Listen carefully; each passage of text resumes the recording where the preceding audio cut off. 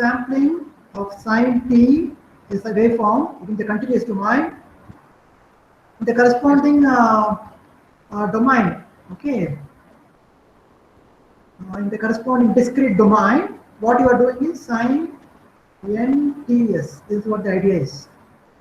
Okay, you are discretizing your continuous time based on the sampling instance ts. This ts can be 1 second, ts can be 0.2 second, whatever it is. So you are going to get only samples of waveform. This is a sample. For example, 1 second, if I am going to use ts equal to 1 second, I will be getting samples at 1, 2, 3, 4, 5 seconds, 6 seconds, 7 seconds, like that. You understand what I am saying? Yes, sir. So this is a n value, this is a n value. So this is a discrete time term. Now I am converting, but if you look at the corresponding sampled versions of A, still the values are all like this. Okay, it can have any value. Yes, sir. So in the real Y line, okay, the Y that is Y direction, the signals can take any amplitude. Any amplitude can take. Yes, sir. Whatever amplitude you want, exactly you can take that amplitude. Okay, you understand what I'm saying? Yes, sir. Yes, sir. So yeah, some of you, I think you can mute in your end. All of you, in your end, you please mute it. Every one of you. I'm hearing some loud noise. I think you have to mute in your end. Except Nitish. Yeah, Nitish. Sir. So now what in fact you are doing is the corresponding y-axis you have the amplitudes. Okay, A1, A2, A3, all those. Whatever value you can have it. But after quantization, what happens is once you quantize your y-axis, okay, I'm hearing some noise, Nitish. I think you can mute it. You can mute it. You can mute it, Nitish. I'm hearing a lot of noise. Mute it.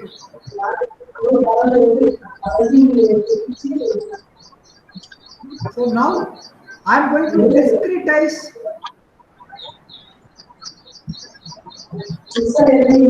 Nitish, you switch off your mic. I'm telling you only. I'm hearing a lot of noise. I'm unable to concentrate. Yeah, fine, good. So now look at this. I'm just presuming that here I'm discretizing my y-axis like this. This is called quantization. Now what happens if I say 0, 0, this one, any value in this range now, whatever be the amplitude, the value is going to take only 0, 0. Likewise, any amplitude in this range, whatever be the amplitude, the value is going to take 0. Here it is 1, 0, it is 1. So in that case, what happens is for this value also 1, 1, this value also 1, 1, this value also 1, 1. For every value, I'm going to take 1, 1, 1. It means that when I'm quantizing, I'm losing some data, some information. It's called quantizing error. Okay, some information I am losing. That's what I told you in the last class. Okay, now unmute and tell you whether you have understood it or not. Nitish, what is your doubt? Sir, my note is in the range of 0, 0. If there are more than 2 or more amplitude values, if you want that's right. For all the values, for more than 3 values, see here I have drawn 3 or 4 amplitudes here. Different amplitudes. For all these values, the quantized value is 0, 0. Okay? Yes, sir. That's the idea. That's If I want only one one amplitude value, what I want to do, sir? If I want only one amplitude value. This is only one amplitude only you will be getting. After quantization, you are going to get only 0, 0 only. For all these ranges, for all these amplitudes, you are going to get only 0, 0. For all these ranges between 0, 0 to 0, 1, for all these ranges, you are going to get only 0, 1. So that is the idea of quantization. Okay? Yes, sir. Yes, sir. Yeah. We will discuss about it later on in the 3rd unit. When it comes to sampling theorem, okay, we will be learning something called sampling a signal. Okay. Sampling theorem. Now you please mute it. I'm hearing a lot of noise in your end. I have to check, man, Nitish. Okay. So now, in today's class, in fact, in the last class, what we are discussing, we are talking about something called an impulse waveform. I said they are the building blocks of any waveform. Okay, so in that case, impulse signals are quite important, and we have already learnt about the definition for the impulse. Okay, how you define it? The signal is going to exist only for a time t equal to 0. For all other values, the value of the signal is going to be 0. Only for time t equal to 0, I am going to get 1. Okay, that's how we have to define.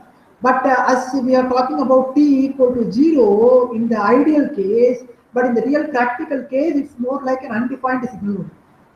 Okay, but we can define the area of the signal using the integration as minus infinity to plus infinity delta t dt is equal to 1. Okay, this you should not forget. Okay, so that's a fundamental idea we learned in the last class. We also learned something like when delta t minus 1. So this you have to little bit you have to understand clearly. When I am saying delta t, I am talking about the waveform time t. Okay, at the time t equal to 0, this kind of a waveform, a sharp impulse. Okay, it's called a unit impulse.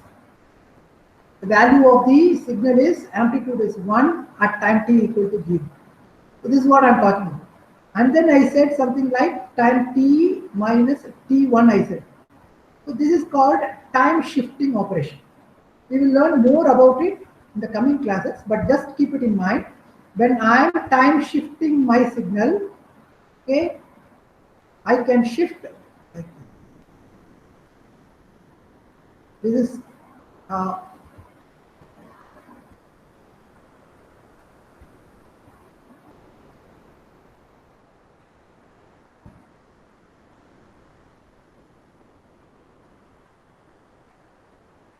so this is what the signal I'm talking. I'm talking about the signal at time t equal to t1.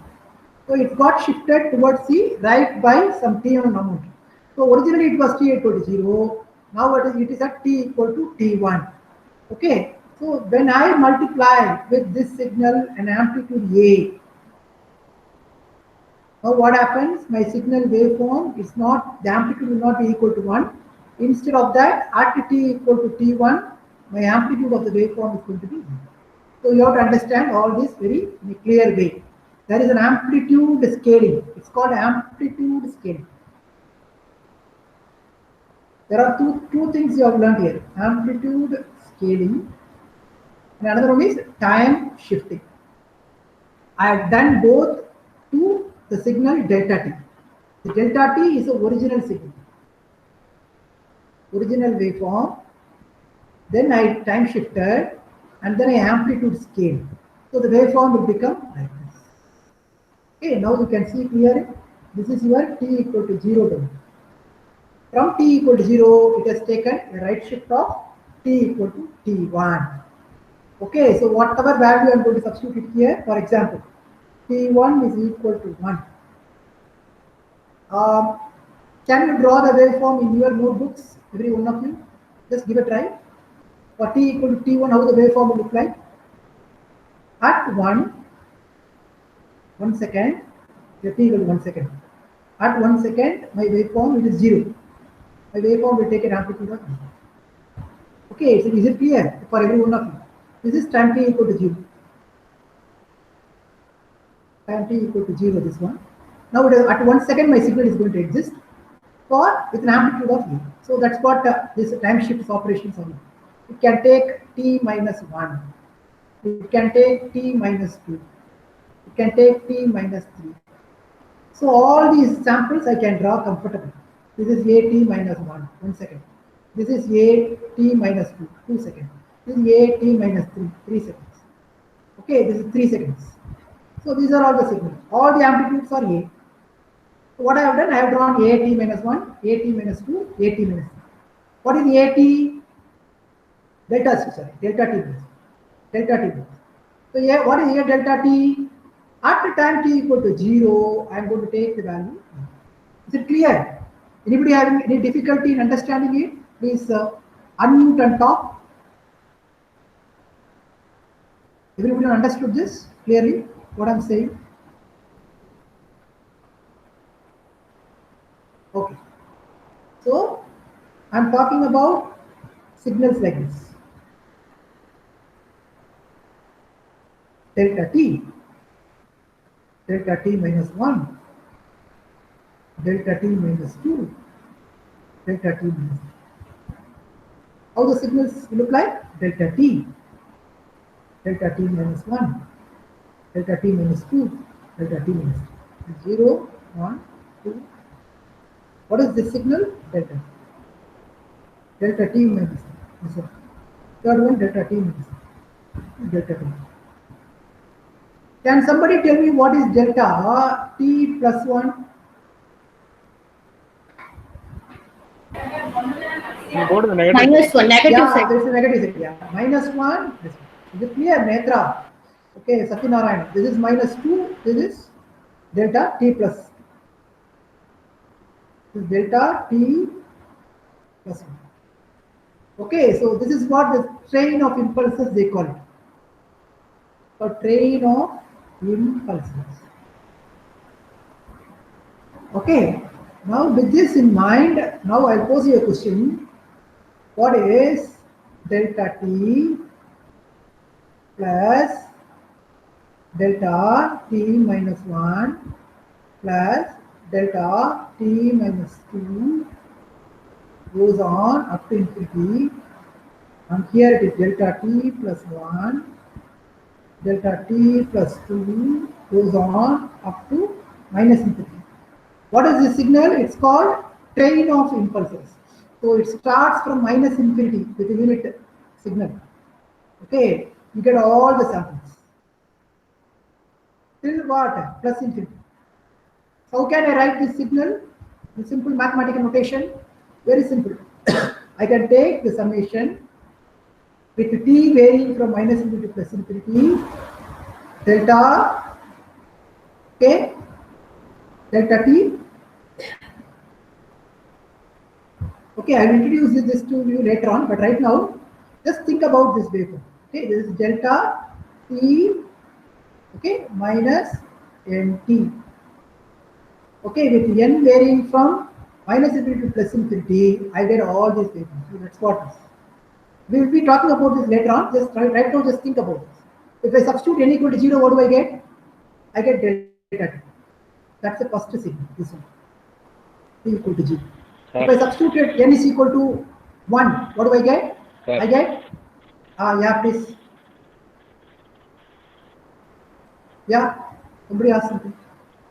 Sir, how can we have negative time? Need not, see, should not think about negative time. Okay, it's more like we always start our reference at t equal to 0. Anything earlier to it, you take it as negative time. Okay, you understand? Normally, in the present time, you call it as time t equal to 0.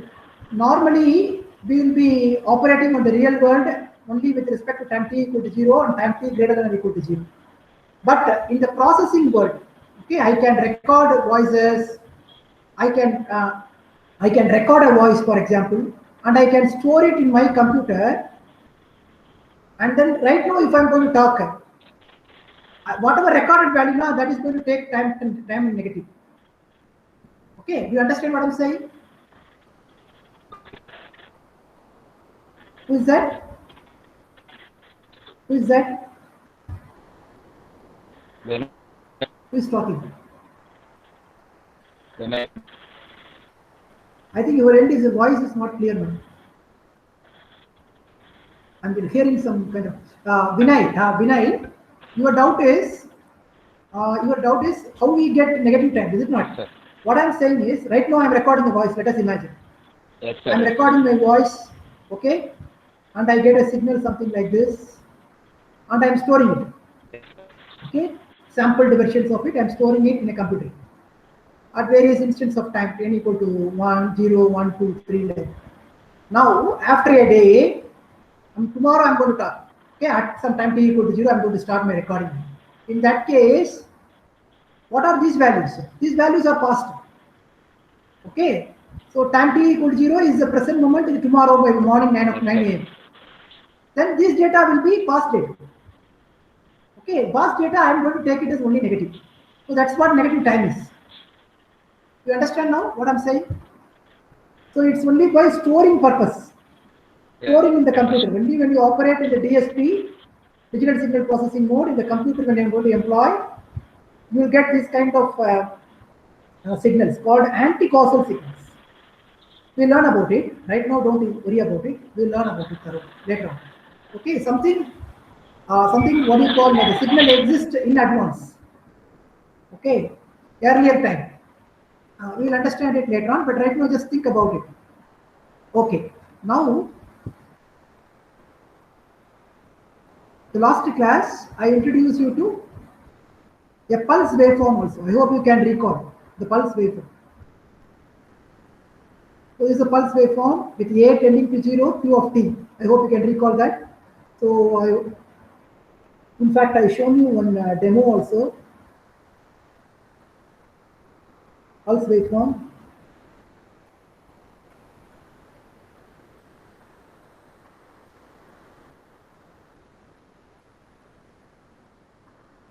Can you recall this? So this is a pulse waveform. When the area moves towards 0, what happens? You're going to get the pulse. Okay, it's like the area, this part, the width is going to come down, and this one. Can you see it clearly? So this is what the pulse is. Using pulse, you can create your what? Your impulse. Okay, so that's what we learned in the last class. So this is how we learn.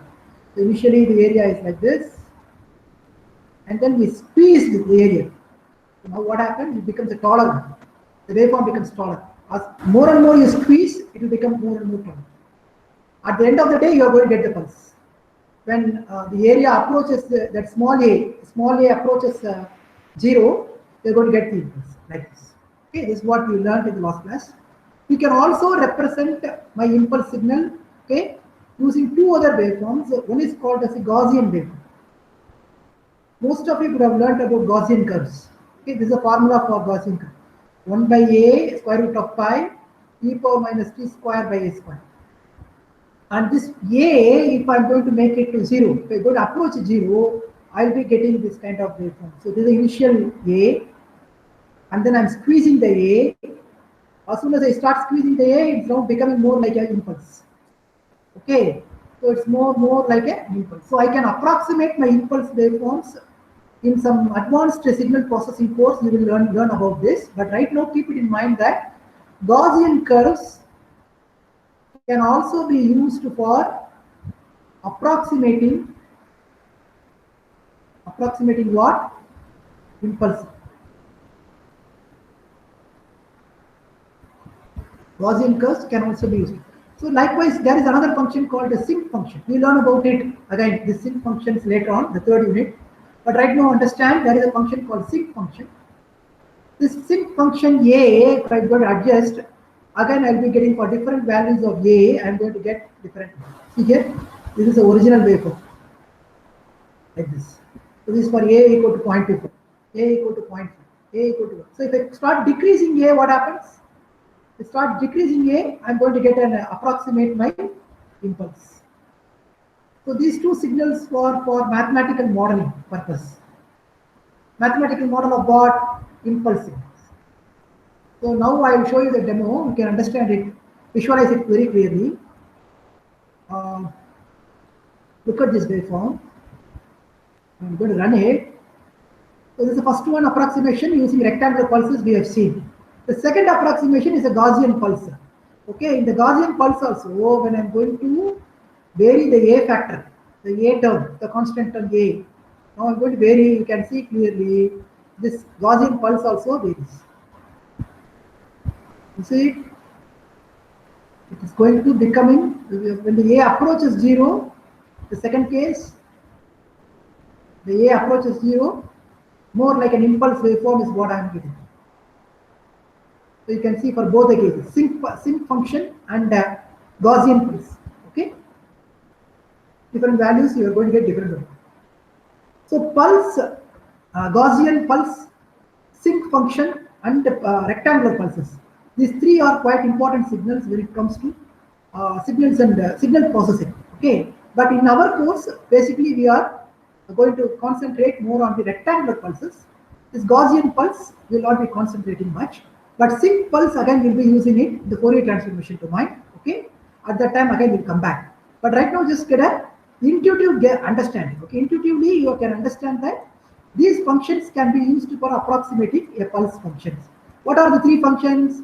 One is the rectangular pulse. Second one, Gaussian pulse. Third one, sync pulse. SINC. Okay, these three pulses are important. So just keep this in your mind.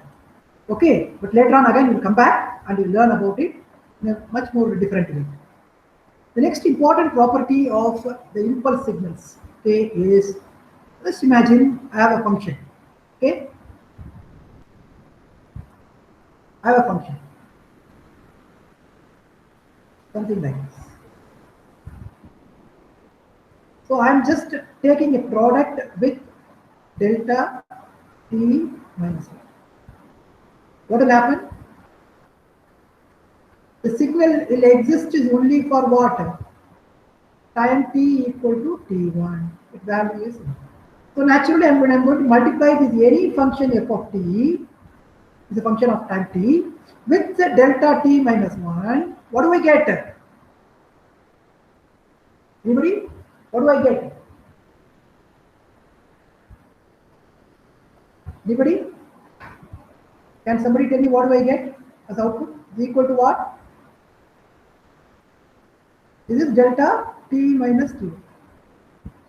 What do I get? I multiply these two. All the values are 0. All other values are 0. If I take a product of any signal with 0, what do I get? I get 0. The signal will exist only at t equal to t1. So naturally, what do I get is f of t1. I'm going to get the value, the sample of this one. Only this waveform is what I'm. Understand what I'm saying clearly? Can somebody put in words this one? I'm going to get only this.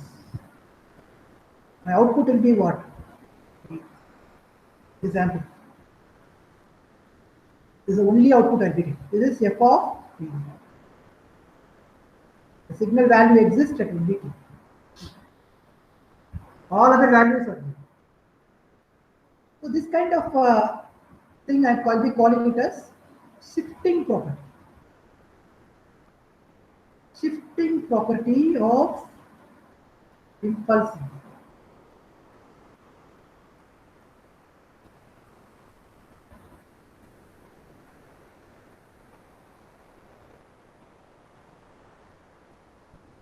The original waveform.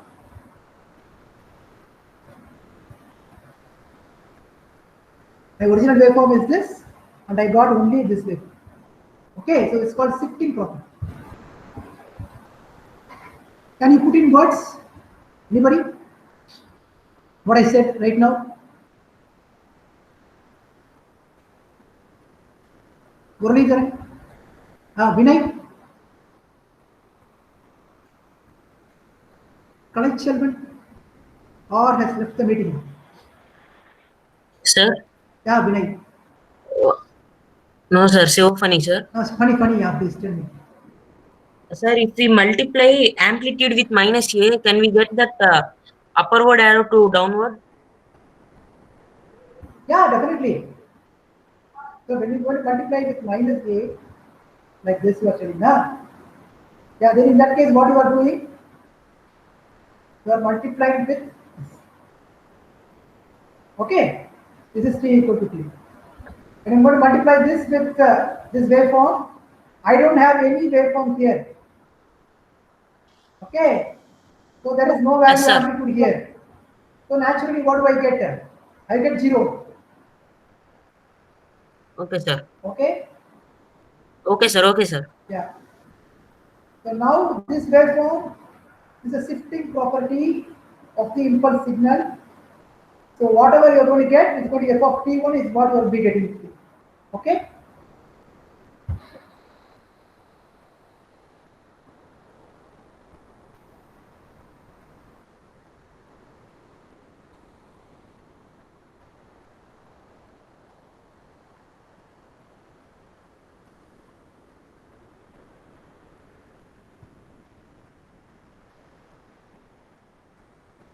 So that's what this property is. So you can clearly see f of t, when you are going to multiply it with delta t minus t1 dt, and you integrate it over minus infinity to plus infinity. You're going to get only f of t. Because for all other values, delta t minus t1 is going to be equal to 0, and the signal is going to exist only for t equal to t. So even if you integrate, whatever be the product you're going to get is only this. Directly you can write. You need not compute the integral at all. Because you know the value of signal exists only for t equal to t1. You need not compute this integral at all. Because signal delta t1 exists only for t. So that's what this idea is. The same thing written here. F of t1 delta t minus t1. The signal is going to exist only for f of t1 because of the written like this. Take the f of t1 out, you will get this area. This area is always 1. That's why f of t1 will be getting. This is a shifting problem. What is the advantage of this property?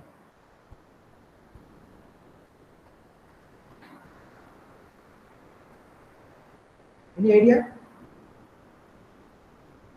By using the shifting property, you can convert any continuous time waveform, okay, into series of impulses like that. By choosing your impulses, a train of impulses, which I have shown it to you just now, by choosing a train of impulses and multiply it with your original continuous time waveform, you can take the corresponding samples of the original continuous time waveform. So this property will be quite useful when you are going to use it in the sampling theorem.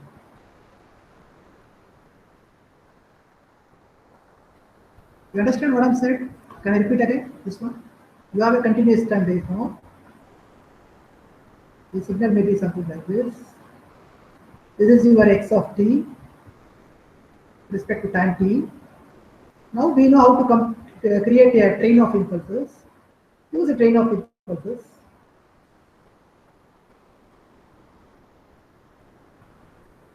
Or the train of impulses goes up to plus infinity, minus infinity.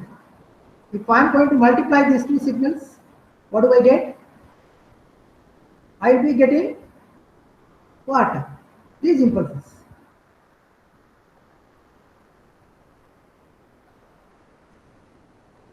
I will be getting impulse here, impulse here, impulse here, impulse here. All those impulses is what you do. When you multiply this with this, you understand? If there is a negative signal also, you can get the corresponding impulse will multiply that, and you will be able to get that negative value. Okay, negative value of the impulse will be getting. Okay, so but the train of impulses looks like. So this one multiplied with this original continuous waveform, we will get the sample thing. So for sampling a continuous time waveform, you can use a train of impulses. This is one concept that you need to keep it in mind. In that case, any continuous time waveform can be decomposed into a train of impulses. This is a powerful idea. Okay, any continuous time waveform can be decomposed. Decomposed means what? Into the constituent parts. The constituent parts are time shifted, scaled impulses. Why time shifted? Time t equals 0, there is an impulse. And then it shifted with respect to right and left. So it's called time shifted. Scaled, why it is scaled? The original continuous time waveform amplitude is what these impulses are going to take. Okay, because you're going to get f of t1, f of t2. The original continuous time waveform, whatever function is there, that value you're going to take, the amplitude. So it's called the scaled impulses. So the original train of impulses with unit amplitude, when it's going to multiply it with a continuous time waveform, you ended up in time shifted scaled impulses. Time shifted scaled impulses. This idea is very powerful. Okay, so we'll learn about it. Then, okay, fine. Now you can clearly see with this diagram, The original continuous waveform is like this. Now what do? You multiply it delta t minus t1. And what you ended up in? F of t delta t minus t1 with the signal existing only for f of t. It exists only at time t. Whatever be the amplitude here at this point, is it? Whatever be the amplitude at this point, that's what here is. So that point is taken out, that's sliced out. Okay, that signal is sliced out, sliced out. Okay, so that's why it's called shifting property. Shifting property of impulse. What is the shifting property of impulse? You have to write this one. That's all. Okay, this is shifting property. This is shifting. Shifting is. You can write this. So now let us see one other signal. It's called before u of t signal. I will introduce you to the other signal. Yeah, this we learned. Before we do that, yeah, you have to also look at the corresponding continuous time domain. In the discrete domain, sorry. In the continuous domain, delta t is the impulse signal. In the corresponding discrete domain, the impulse is represented by delta n. With the value of delta n will be equal to 1 when n is equal to 0, 0 when n is equal to 2. Look at this. When you draw the signal, this is the way. It is 1 at n equals 0. What is the index? What is the corresponding continuous time domain signal? Delta t. 1. Okay, is it clear? Everybody can understand this. This is continuous time signal. This is discrete time signal. How to represent? But one key difference is in the continuous time domain, I have written for t equal to 0, I have written is undefined. Remember? But in discrete domain, it is defined as 1. Okay, because as we are going to sample it, we can get this signal and we can store it. Then, if I am going to multiply it with a delta n minus n1, I am again going to get a for n equal to 0 for n not equal to 1. Like in the case of t1. Okay, the case A might be. Here it is got shifted towards the right by this index n. Okay, this is delta n minus n1. If n1 is going to be 3, where the sample will be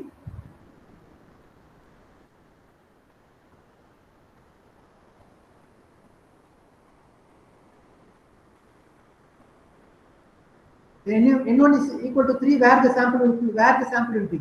Anybody?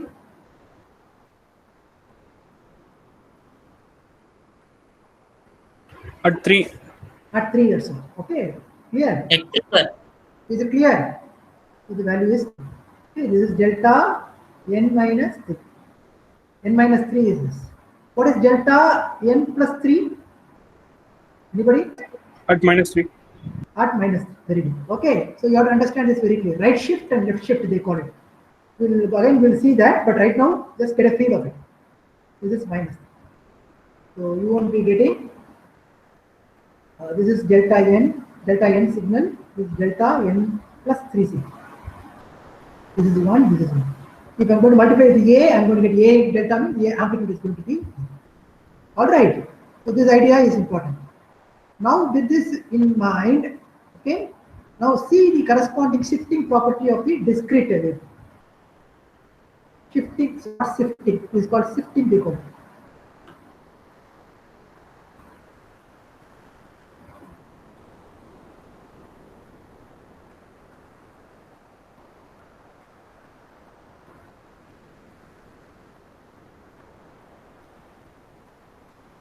Called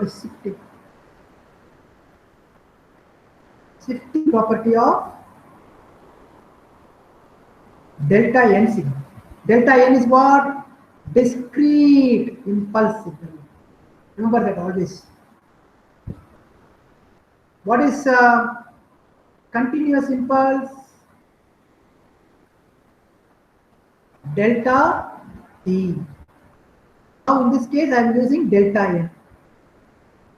Shifting property. So the original discrete waveform x of n, okay, after sampling a continuous waveform, something like this. A continuous waveform is like this. What I did, I have sampled it. Now when I am going to take that signal sampled version that I am calling it x of n, I am multiplied with a delta n minus n1. What do I get? All these values are 0. If I am going to multiply these two signals, what do I get? I am going to get only this point, x of n minus. So, okay, x of n1 is what I will be getting next. Are you getting the point clearly, every one of you? What is this waveform? X of n. This is shifting property of discrete waveforms. So that's what I have written here. Okay, and also you can write it in the form of an integral. In the case of continuous domain, whatever you call it as integral. In the discrete domain, you call it as summation. You have to add. So naturally, when I'm going to add, okay, the original waveform x of n is like this. Let us imagine this is some, it starts at minus infinity, goes up to plus infinity, the signal. This is my x of n, sorry. So in that case, when I'm going to multiply it with x delta n minus n1, what do I get? I get only x of n1 primarily because for all other n1, the values are all 0, delta. Only at any good n1 I'm putting. So therefore, this product is what I'm, even though I'm summing up by taking the product for all the waveforms, then I'll be getting only x of n. The summation is not required. No. As soon as you see the waveform, you can write, because the delta n minus n1 exists only for n. For all other values 0. So naturally, if I take the product, I'm going to get only x of n. Is it clear? The shifting property. So the same way, I can look at a pulse waveform also. But before we see the pulse, let us go and see the step signal and then come back. What is step signal?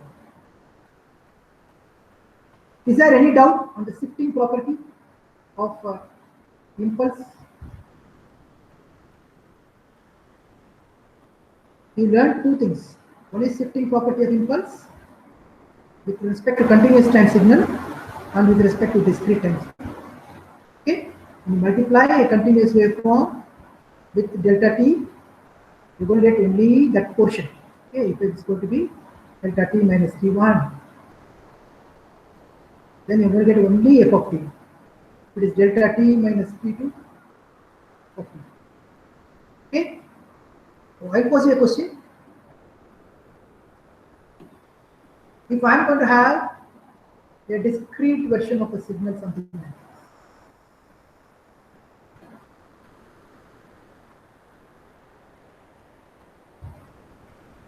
These are all the indexes 0, 1, 2, 3. The values are 1, 0.5, 925, 925, 0.2G. Okay, let us imagine these are all the values of the waveform. This is my x of t. Okay, if I am going to multiply 8 with delta n minus 4, if I multiply these two signals, what will be the output I will be getting?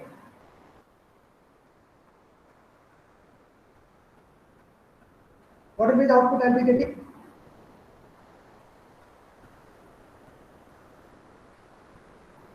At 4. At 4, whatever be the value is there, I am going to get it. Okay, the output will be output. This is output. This is y of n. Okay, after multiplying these two signals, I am getting some output. That's going to be 0.2. You agree? Every one of you understand this? The same manner, if I am going to multiply it with if I am going to multiply it with delta n minus 3. At 3, whatever be the value. Here at the 3, what is the value? It's going to be 0.2. That will be my output. At 3.2, that will be it. So this is called shifting property. Okay, so that's the power of impulse. This is a very powerful property. We'll be using it heavily. Okay, that's why I'm putting lot of stress on this. Okay, make it sure that you understand this very clearly. So this is your idea. Then yeah. Now move ahead. Before we go into the next signal is this is called a step signal. How do you define your step? U of t is equal to 1 for time t greater than 0, 0 for time t less than 0. Very simple. So you can see here. This is your step signal. The signal value will be equal to 1 for time t greater than 0. T less than 0 is going to 0. Okay. T minus T1, the same way. This is your time shifted version. Instead of starting at 0, it is going to start at T1. The value becomes 1 immediately. So now I can use this signal to multiply it with another waveform, something like this, and I can use this U of t minus t1 more like switching on a signal.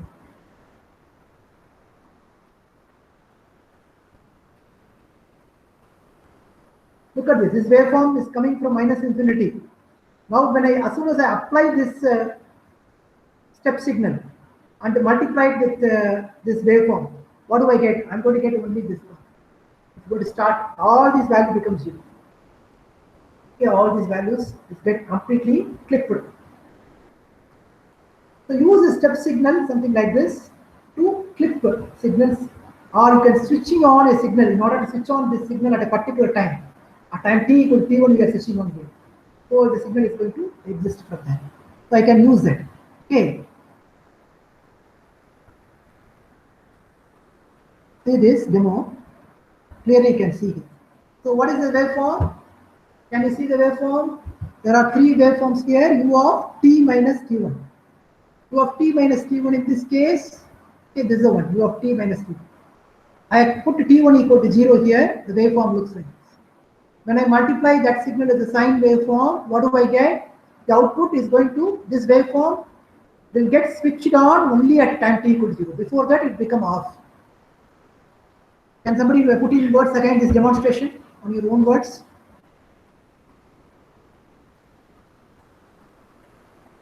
Anybody? Yes, sir. Yeah, please.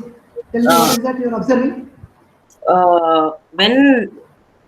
When signal is stepped at time t is equal to t1, then and we multiply with a normal waveform like sine 2 pi f naught. Then we get from t is equal to t1, the waveform will appear, sir. Yeah, we will start coming. Okay, till that time it will become 0. It is more like you are switching on. Okay, you are switching on that waveform only at time t equal to 0 in this case. Yeah, time t. For example, if I put time t equal to 1, t1 equal to, sorry, not t, t1, it's a time shift I'm talking about. When I put that, what happens? The original sine waveform now got shifted to time t1 equal to 1 second. And the waveform, sine waveform will appear only from time t equal to 1 second. Clear? Yes, sir. Is it clear, everyone? Okay, we'll proceed. So that's the power of these step signals. Okay. Now I can also use step bar for building other waveforms. For example, I have a pulse like this. Okay, we have already defined a pulse like this. Okay, for t mod t less than 1 by 2, mod t greater than 1 by 2. What happens? So this 1 by 2 is minus 0.5 plus 0.5. Within this range, mod means both negative and positive. Within this range, the value is 1. And anything greater than mod 1 by 2, anything greater than this or this, the value will be 0. Okay, so that's how we have defined a pulse. The pulse can be represented in terms of a step signal like this. How many of you understood this? Funny? Can you visualize this clearly? This waveform? Little tricky. Okay, this is a very powerful idea. We will be using it again and again. Okay, So just to understand what is, first of all, understand what is u of t plus 1 by 2 and what is u of t minus 1. Okay, if you can understand these two clearly, look at this, t plus 1 by 2, t minus 1 by 2. What are these waveforms?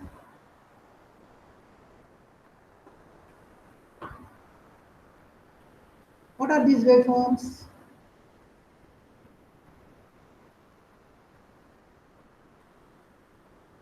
U of t, you know how to draw. This is u of t. U of t plus 0.5. The signal is going to, instead of starting from 0, it's going to start from. What is u of t minus 0.5? Instead of starting from 0, it's going to start from 0.5. Minus 0.5 here, yeah, minus 0.5 here, t plus is minus 0.5. Okay, generally you can write it as u of t minus t.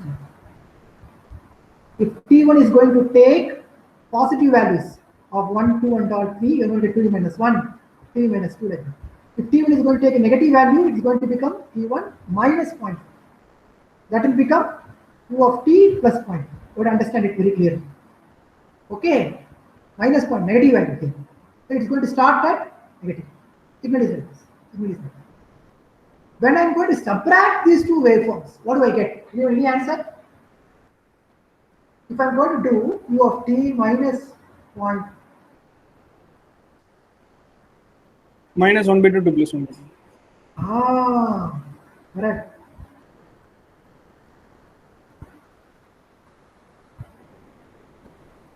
See, if I'm going to do u of t plus 0.5 minus u of t minus 0.5.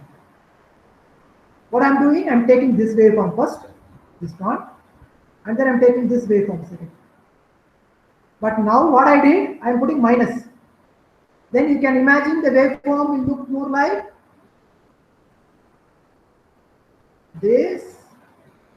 This is the original waveform. This is your sorry.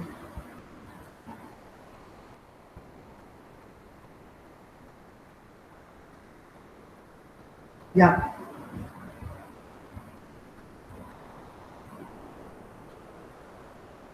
Yeah, this is your original waveform.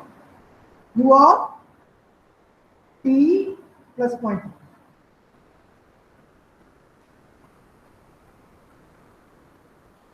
Below that, you have minus u of t minus 0.5. So in that case, if I'm going to subtract these two, what do I get? Anybody? Any answer? At 0.5. Myself just yeah. If I'm going to add, sorry, if I'm going to add these two, what do I get? What do I get? I get 0.5 till this point I'll get. Then at this point, what happens? I'm going to, this is going down by a unit. And this is in the top you have 1 unit, here minus 1 unit. So naturally, we're going to get the pulse rate till this point. So the pulse can be created as 2 step signals subtracted. Are you getting the point clearly? Anybody having doubt visualizing it? Anybody having doubt? This is a very important idea. Any pulse can be created u of t plus 2. That's what I have drawn. This is a diagram, in fact, gives you very clearly the picture. Every one of you can see this. What we are doing, we are adding. This one you are subtracting. So naturally, this signal and the second signal, if you add, maybe looking at this. If you add these two, I'm going to get this. Okay, minus 0.5 plus 0.5. Okay, you understand? This is minus 0.5, this is plus 0.5. Value is 1, minus 1, plus 1. If I add these two, I'm going to get this. Okay. So the same manner, okay, you can also understand clearly that if I'm going to integrate the delta signal, okay, between the limits t minus 1 by 2 to t plus 1 by 2, I have to write like this. The value will be 1 between these limits. Okay, with the integral. So another signal, in fact, why it is so? You understand this clearly? If t minus 1 by 2 is less than 0 and t naught plus 1 by 2 is also less than 0, okay, both are here then do I get any area? No, because the signal exists only here, t delta t signal. So naturally this is 0. So this is ruled out. When t minus 2 is greater than 0 and t plus 1 by 2 is greater than 0, again I am going to get this. Here also no area because the signal exists only here. Okay, only for the case when t minus 1 by 2 is less than 0 and t plus 1 by 2 is greater than 0, I'll be getting the area is equal to. So this idea is also very, very important. Okay, so how many of you understood this? Finding out the area. Okay, now the third case is the ramp signal. How do you define a ramp signal? It's equal to t greater than equal to 0, t less than. In that case, when t is equal to 1, r of 1 is going to be 2. When t equal to 2, r of 2 is going to be 2. When 3 equal to 3, r of 3 is going to be 2. Okay, so naturally the slope of 1 is what I am talking about. So this is the 1, 2, 3. What is this value? Y-axis value? Anybody? What is this y-axis value? 1. What is this? 2. What is this? Okay, you can see it's a unit ramp. So that's how we are defining it. Okay. So any unit ramp signal with a unit slope can represent this value. Whatever be the x-axis time value is going to give, that will be the corresponding r of t value. Okay, t value is also going to be t. This value is also going to be t is 1 or t is 1. T is 2 or t is 1. So easily you can visualize it. Okay. Now, if I'm going to take a ramp like this, which starts from negative values of t also, and I'm going to multiply it with a step signal like this, what do I get? I'm going to get. So this is called t u of t signal. Why? For all other values t less than, for t minus infinity to 0, step signal value is 0. So when I'm going to multiply it with this, till this point I don't get any value. Afterwards I'm multiplying with 1, so I'm going to get the same signal. Is it clear? Okay. So this idea is important. Then I can also find out the integration of them. Integration of step. When I'm going to take a step u of t dt minus t, I'll be getting the corresponding r of. Like for an example, in this case, if I'm going to integrate till this point, this is a t, some t naught value. And what do I get? I'm going to get the area. This area. Okay, no values here. It's 0. All these values are 0. Only this point. So it starts increasing area. Then so I'm going to get r of t naught. So this is my r of t naught. So when I integrate a step signal, I'm going to get. When I integrate a step signal, what do I get? I'll get a ramp signal. And the final signal, we call it as a triangular wave. Okay, this is defined to be t plus 1 minus 1 less than or equal to t less than 0 minus t plus 1 0 less than or equal to t. Clearly you can see here waveform. Okay, when at time t equal to minus 1, what happens? The value is 0.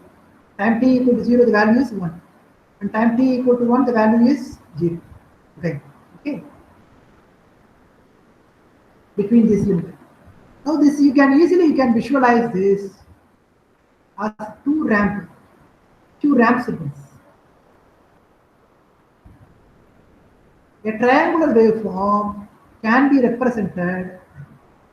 Can somebody explain this? This I think most of you are quite familiar with this triangular and ramp signal. Just tell me how this works.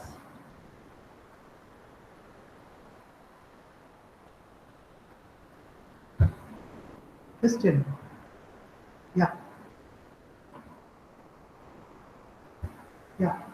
Anybody?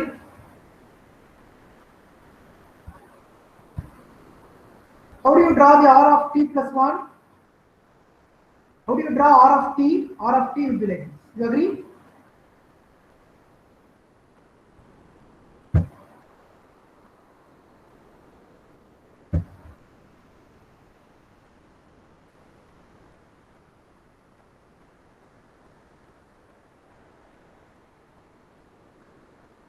This is R of t. 1, 1, 2, 2. This is R of t. Respectively. How do you define R of t? R of t is equal to t. Time t greater than 0 otherwise. Okay. So now what is R of t plus 1? Can somebody tell me where it starts? Signal? -1. It starts at -1. Okay, the -1. same signal, but it starts at -1. So the signal will be okay, it goes to 1. Okay, you understand clearly how to draw R of t plus 1.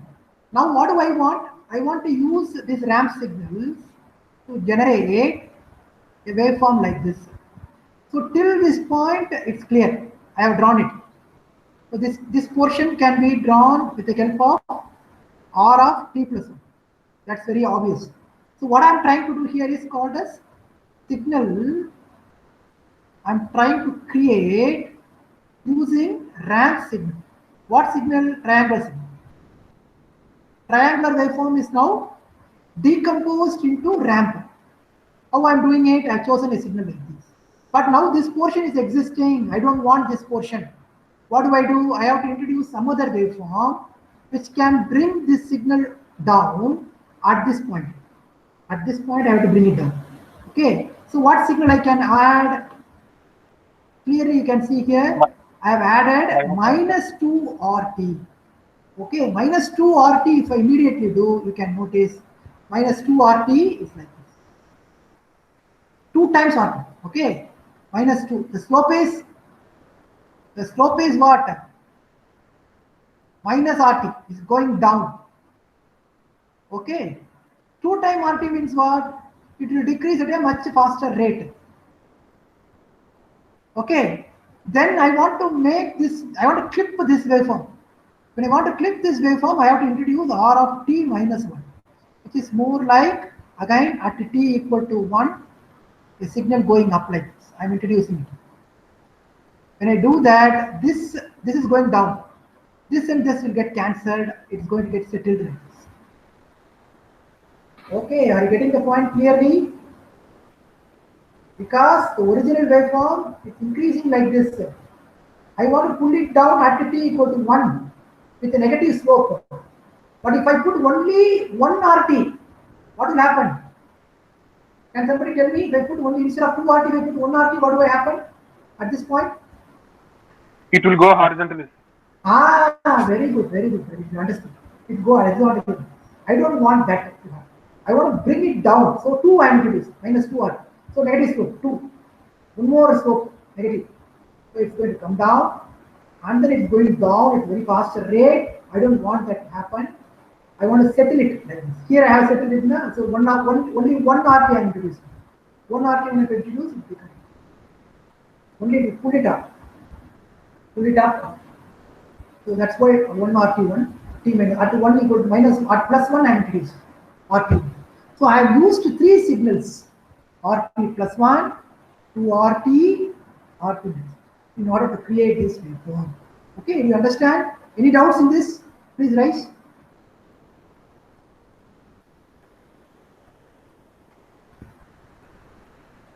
Any doubts? I would like to clarify it now itself.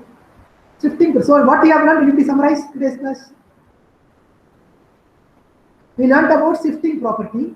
Apart from that, what else we learned? One of you please summarize.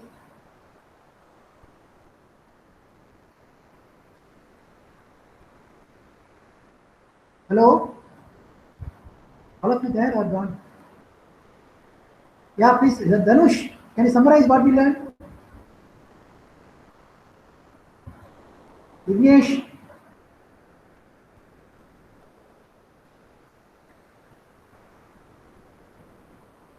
The later entry students are there. Four guys. Five Ahmad. மூணு பேர் இருக்காங்களா? All three of you are there. there இருக்காங்க sir. சொல்லு என்ன புரிஞ்சிட்ட நீங்க? What you understood? ஏதா புரிஞ்சிச்சா? புரியுது சார். Shifting property என்னப்பா?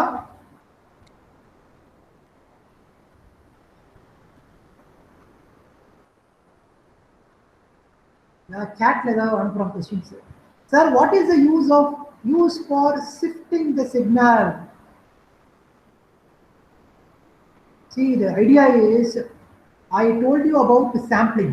Okay, so you want to sample a continuous time waveform. How can you sample it?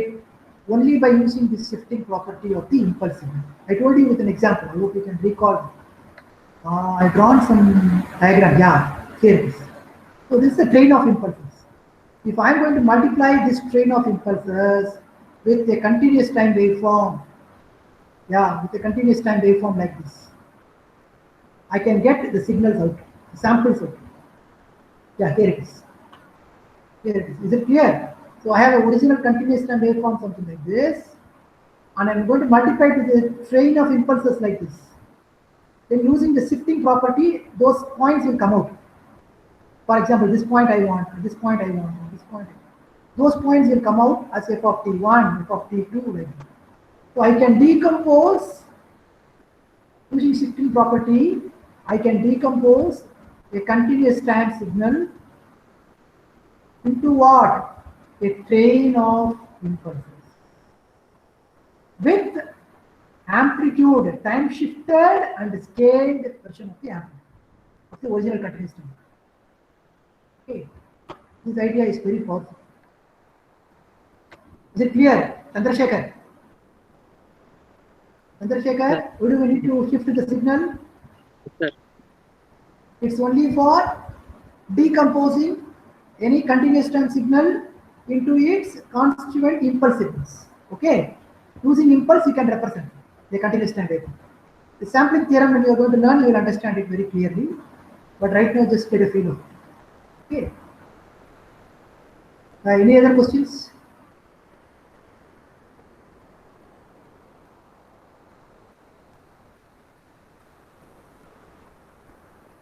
There are no questions. I'll stop here.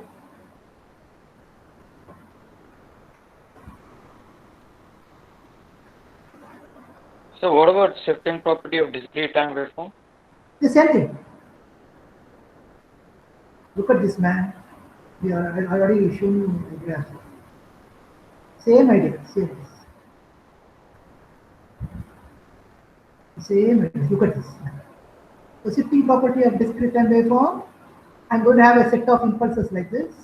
Okay, this is the original continuous time waveform. I have discretized it. Now I want only one of this particular waveform. This one, for example. This only I'm interested in only.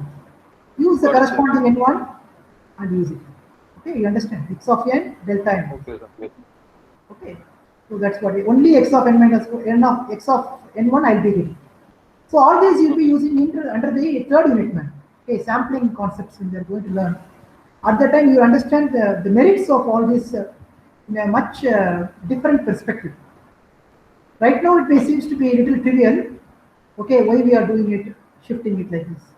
When we do sampling theorem, Fourier transformation and all, at that time you will understand clearly why we are interested in doing it, all this. Particularly this integral and all. There is I told you one important concept of today's classes. We should be very clear about what is integration in time domain, continuous time domain, and what is summation. Both are same. Okay. In discrete time, we call it a summation. In continuous time, we call it as integral. That's the difference. Okay. Got it, sir. Thanks. Yeah, fine. Anything else? Okay, we wind up. Nothing. Yeah. Any other question? No, sir. No, sir. Yeah.